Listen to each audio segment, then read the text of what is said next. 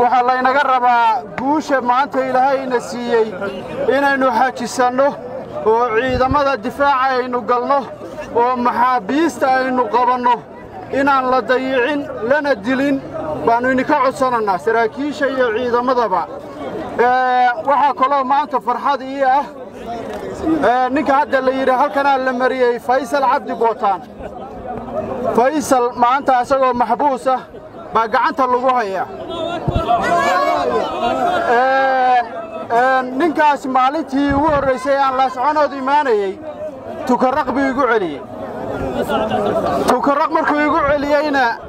ilaahayna ballan baan la galnay iyo asagaba ballan baan wada galnay waxayna ahayd inaan dhulkana asaga anagu aanu hari doono asagana uu iska tagi doono